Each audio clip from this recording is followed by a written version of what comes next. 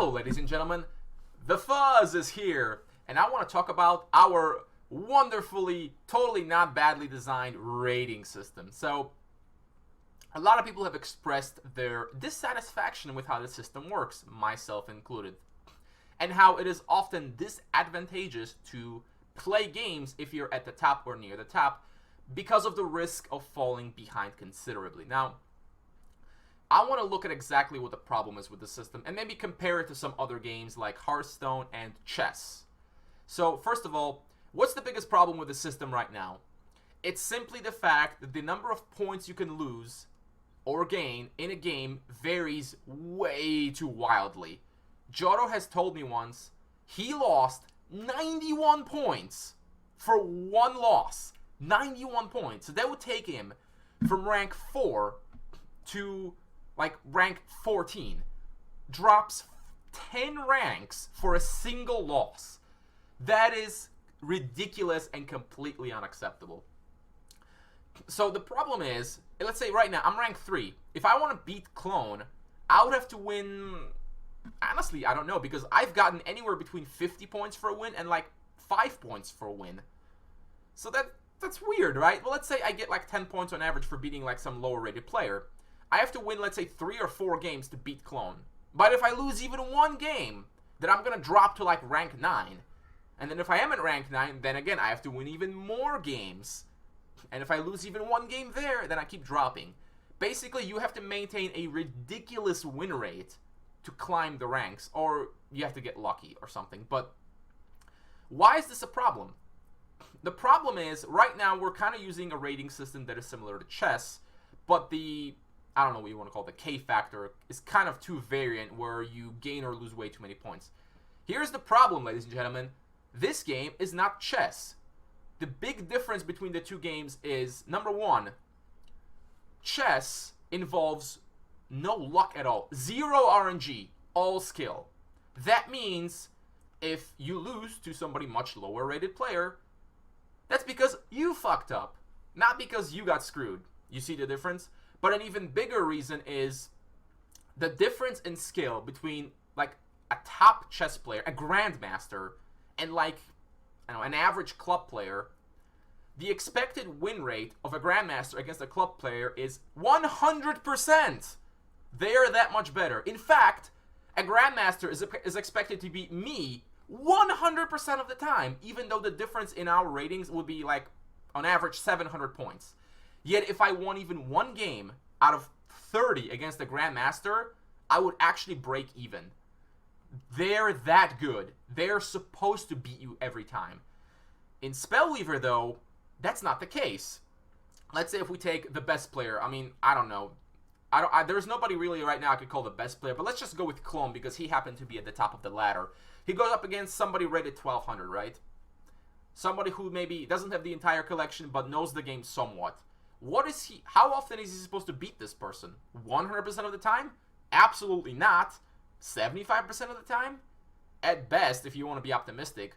Because the thing is, there are some games in Spellweaver you will lose because you drew badly.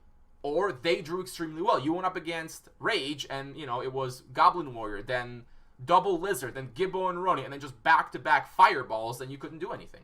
Or you started with the wrong aspect, and then you missed a Divine Offering on the next turn. Not your fault, right? And why should you be penalized for losing a large number of points because of bad luck? Our rating system has to account for luck. This is why tournaments and such are always done, you know, best of 3, best of 5, conquest. You have to consistently prove yourself to be better than your opponent, to be considered better than your opponent, right? Even though Hearthstone is way too much RNG than it is, you're not going to win the championship because you got lucky once. You have to be either consistently ridiculously lucky or just have a consistently decent deck. And Spellweaver is much the same. Even though we have a lot less RNG than Hearthstone, we still have it. And because it happens less often, when it does happen, it is much more devastating. If you miss a Divine Offering on turn 1, your opponent probably isn't gonna, and then you're screwed for the rest of the game, basically. And you could lose a bunch of rating points. So if I queue in right now, get unlucky, and lose 50 points, that kind of sucks. It's like I have almost no chance of catching up. So to fix this, the amount of points you should gain or lose should be much, much smaller. Because the rating difference between the top and the bottom right now is something like 500. So getting 50 points for one game, you're traversing 10% of the entire difference, which is absurd to me. So instead, just make it something like 10 points. You gain or lose 10 points per game, but then for every, I don't know, 100-point difference between you and your opponent, it's 1 extra point. So let's say if I queue up against anybody on this list, right? Anybody in the top 10, it's only 10 points for one or the other guy. But if I queue up against, let's say, Wairutan, who is more than 100 points below me, I would gain only 9 points for beating him, but lose 11 for losing to him. It's not terrible, right? Okay, so if I win 1 and lose 1, I drop 2 points. Whatever. Like, it's not the worst case. Whereas right now, I could go down as much as 30 points, 40 points. Who knows? This system is so random sometimes. I was ranking up yesterday, and I was getting, like, 50 points for some games and, like, 10 points for other games. And then I lost, like, 60 points for losing to, like, I think, was it Knicks or somebody. So, the system just doesn't make sense. You should have some security that if you're at number 1 or top 5, you can lose a game or two and still be there, right? Now, as for how do we solve the top player has no incentive to play? Well, it's simple. If Clone right now is at the top, if he wants to stay at the top, well, maybe he doesn't have to play a game right now, but if Pedro or myself play some games and we get a decent result, we're going to start climbing him and we're going to bypass him. And if he wants to continue to be first, he's going to have to play. You don't have to continue to play to show your rating.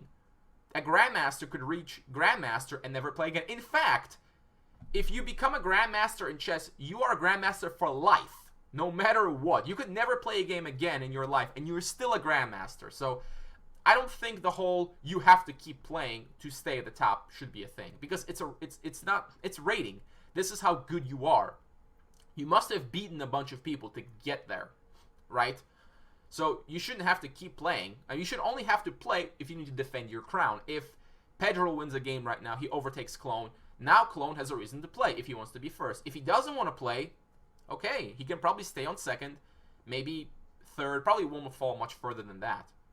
And there's your incentive. Now, keep in mind, a lot of the problems we have right now with the system is the lack of players. So you go in a ranked, you could get anybody. And so I could queue in at a late hour and, let's say, get a bunch of low-rated players who don't have good decks, win like 5 games, and get first. Completely undeservingly, because I should not get very many points for beating unexperienced players. I should get almost no points. But I should also not lose terribly many for losing to them.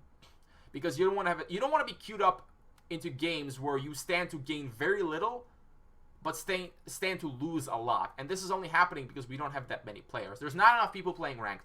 This will solve itself once we go to Steam. Once we get more and more people, you will be getting more consistently ranked with people of your level. So you don't have to worry about that. So if you're in the top 10, you'll generally get somebody in the top 10 because more people will have a reason to play ranked.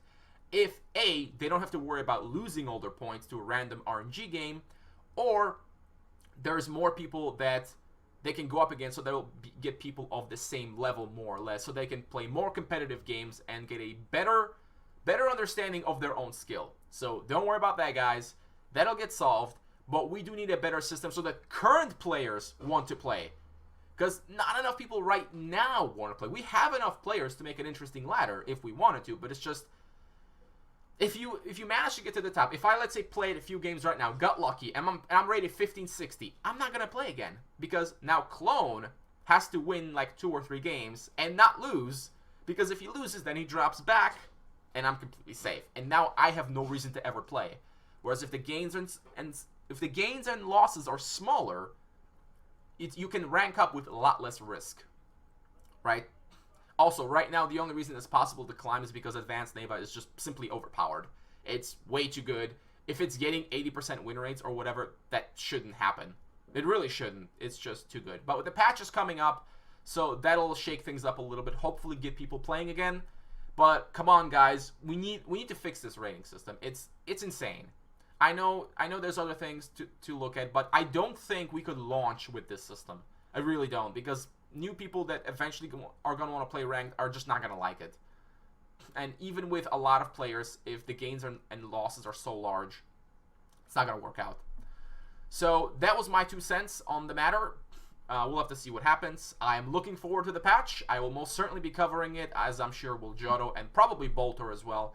You can check them out when that happens. Anyways, until then, I'll see you guys on stream or maybe in the games, and we'll hope for the best. Our developers are pretty smart. They haven't really made any mistakes so far, so I have full confidence that they will make sure we have a proper system in place before we go out on Steam. Anyways, thank you for watching. I'll see you next time. And that's what all the fuzz is about.